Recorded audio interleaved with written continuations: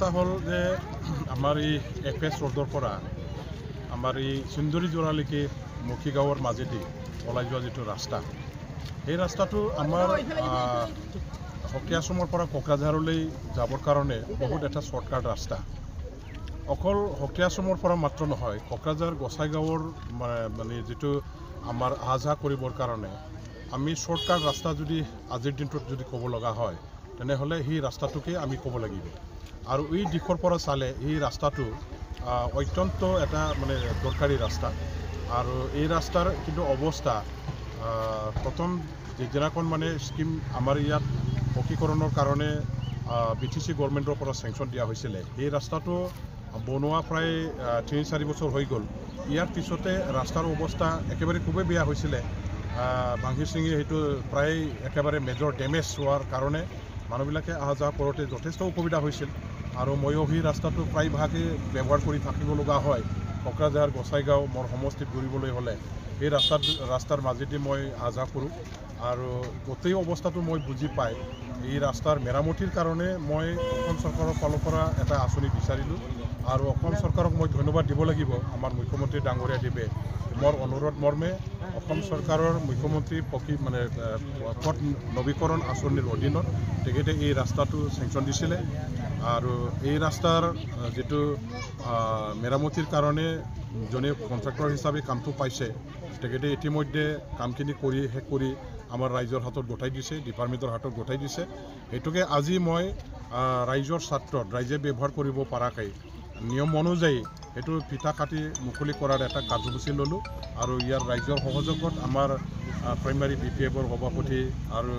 আমাৰ মানে কি কয় সমবায় সমিতি হকিয়াছমৰ চেয়াৰমেন লগতে গণ্যমান্য যিবিলাক আমাৰ এই অঞ্চলৰ ব্যক্তিসকল আছে সমাজকৰ্মী আমাৰ দলীয় কৰ্মী বন্ধুসকলক লগত লৈ পেলাই আজি মই এই পিঠা কাটাৰ যেটো মানে শুভ কাম সেইটো আজি সম্পূৰ্ণ কৰিলোঁ এই ৰাস্তাটো এতিয়া মেৰামতি কৰাৰ পাছত আমাৰ যথেষ্ট ভাল হৈ গ'ল আগৰ নিচিনাকৈ নতুন ৰাস্তা আমি এটা পালোঁ আৰু মানে যোৱা দিনবিলাকত যেটো ডেমেজ হোৱাৰ কাৰণে মানুহবিলাকে অসুবিধা পাইছিলে অহা যোৱা কৰোঁতে সেইখিনি অসুবিধাৰ পৰা আজি ৰাইজে পৰিত্ৰাণ পাইছে ময়ো এই ৰাস্তাটো ভাল কৰিবলৈ সুবিধা পোৱাৰ কাৰণে যথেষ্ট ভাল পাইছোঁ আৰু অসম চৰকাৰক মই মোৰ অনুৰোধ মৰ্মে ইয়াত আঁচনি এটা দিয়াৰ কাৰণে মই ধন্যবাদ দিছোঁ কাম আৰম্ভ কৰিছে হাগ্ৰামা মহিলাৰ যিবিলাক প্ৰতিনিধি কোনো কামত নাই এই ক্ষেত্ৰত কি ক'ব চাই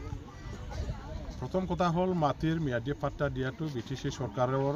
দায়িত্ব এই চৰকাৰ কাৰ হয় কাৰ নহয় সেইটো আমাৰ চাব লগা বিষয় নহয় সেইটো মেটাৰে নহয় জনে পাৱাৰত আহিব তেখেতসকলে ৰাইজৰ কাৰণে কাম কৰিব লাগিব এই BPFে হওক বা UPPLে হওক বা BJPয়ে হওক এতিয়া আমাৰ বিটিসি বাকী ৰাইজ যিসকল জেনুইন মানুহ আছে জাতি জনগোষ্ঠীৰ ভাই বন্ধুসকল আছে যিসকলৰ মাটিৰ নাম আজিৰ তাৰিখলৈকে তেখেতসকলৰ হোৱা নাই তেখেতসকলক চাই মিলি আমাৰ পৰীক্ষা নিৰীক্ষা কৰি জেনুইন যিবিলাক আমাৰ ভাৰতীয় নাগৰিক তেখেতসকলক বিটিসিৰ জেনুইন যিবিলাক আমাৰ নাগৰিকসকল আছে তেওঁলোকক মাটিৰ পাট্টা দিব লাগে ইয়াত ক্ৰেডিট লোৱাৰ কোনো কাৰণ নাই হাগ্ৰামাৰ আমলতো হাগ্ৰামাই ভালেখিনি মাটিৰ পাট্টা দিছিলে আৰু যেতিয়া হাগ্ৰামা মহিলাৰীয়ে ইলেকশ্যনৰ আগমুহূৰ্তত মানে এটা বছৰ আগত ইলেকশ্যন 2020 হ'ল 2019ৰ পৰা তেখেতে আৰম্ভ কৰিছিলে মাটিৰ জৰীপটো কৰিব লাগে আগত মানে কিমান আমাৰ বিটিসি অঞ্চলৰ ক'ত কেনেকুৱা ধৰণৰ কি কেটেগৰীৰ মাটি আছে সেইবিলাক জৰীপ কৰি চাই মিলি আমি আগত চাব লাগিব আৰু সেইখিনি কাম হাগ্ৰামা মহিলাৰী ডাঙৰীয়া দেৱে নিজৰ গভৰ্ণমেণ্টৰ কাৰ্যকালৰ সময়ত আৰম্ভ কৰিছিলে কিন্তু ভাগ্য বেয়া যে এই কামটো কৰিবৰ কাৰণে হাতত লোৱা সময়তে ইলেকশ্যন আহি গ'ল আৰু ইলেকশ্যনত আমি যদিও জিকিলোঁ কিন্তু হাৰিব লগা হ'ল বাধ্যত আমি আমাক হৰুৱাই চলে কৌশলে হৰুৱাই ক্ষমতাৰ বাহিৰত ৰাখি পেলাই আজি আমি সেইকাৰণে বিৰোধীৰ আসনত থাকিব লগা হ'ল আমি কামখিনি চৰকাৰত থাকিব নোৱাৰাৰ কাৰণে কৰিব নোৱাৰিলোঁ আমাৰ এটা প্ৰমিছ আছিলে ডাঙৰ এটা প্ৰতিশ্ৰুতি আছিলে ৰাইজৰ আগত আমি স্পষ্টভাৱে সেইটো বাৰে মেল মিটিংবোৰতো কৈছিলোঁ যে এইবাৰ আমাৰ চৰকাৰ আহিলে আমি বিটিসি অঞ্চলৰ জেনুইন যিবিলাক বৈধ নাগৰিকসকল আছে যিসকলে 2003 চনৰ পৰা ইয়াত বসবাস কৰিছে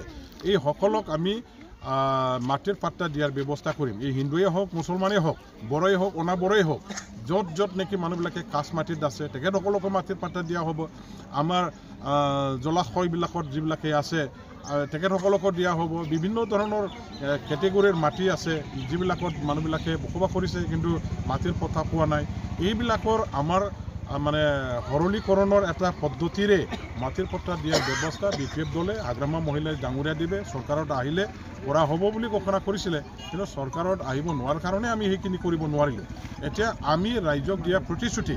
ৰাইজৰ আগত আমি দাঙি ধৰা আমাৰ যিখিনি এজেণ্ডা, এই এজেণ্ডাটো তেখেতসকলে ৰূপায়ণ কৰিবৰ কাৰণে হাতত লৈছে। ভাল কথা, চৰকাৰ হিচাপে তেওঁলোকে সেইটোকে কৰিব লাগিব। আৰু ইয়াৰ কাৰণে নতুনকৈ কিবা এটা মানে বেলেগ এটা এই পৃথিৱীত নঘটা কামটো তেখেতসকলে কৰিছে বুলি ক্ৰেডিট লোৱাৰ কোনো কাৰণ নাই। এইটো চৰকাৰৰ কাম যোনেই নাহক কিয়, এই BPF-এ হওক, BJP-য়ে হওক বা UPPL-এ হওক, ইয়াত মাটিৰ সমস্যা যিটো আছে সমাধান কৰিবই লাগিব। যাৰ যাৰ মাটিৰ আজি ম্যাদী পাট্টা হোৱা নাই তেখেতসকলৰ মাটি ম্যাদী পাট্টা কৰিব লাগিব। এইটো চৰকাৰৰ দায়িত্ব, কৰ্তব্য, কৰণীয় তেওঁলোকৰ। গতিকে সেইখিনি কৰিছে, ভাল কথা, কৰক। আমি মানে সেইটো তেখেতসকলক সহযোগ কৰিম আৰু ৰাইজে তেখেতসকলক নিশ্চয় এই ভাল কাম কৰিলে তেখেতসকলক ধন্যবাদ দিব। ভোট দিয়া নিদিয়া, দলৰ লগত থকা নাথাকা সেইটো পিছৰ কথা, কিন্তু ৰাইজে মানে নিশ্চয় মানে স্বীকাৰ কৰিব যে এই চৰকাৰে দিছে। কিন্তু এইখিনি কাম কৰিবৰ কাৰণে এতিয়া কৰাৰ আগতে ইমান ঢোল বজাই কি লাভ আছে? আগত কাম কৰি দেখুৱাই দিয়কচোন, কাম কৰি দেখুৱাই দিয়ক, মই সেইটোকে ক'ব খুজিম।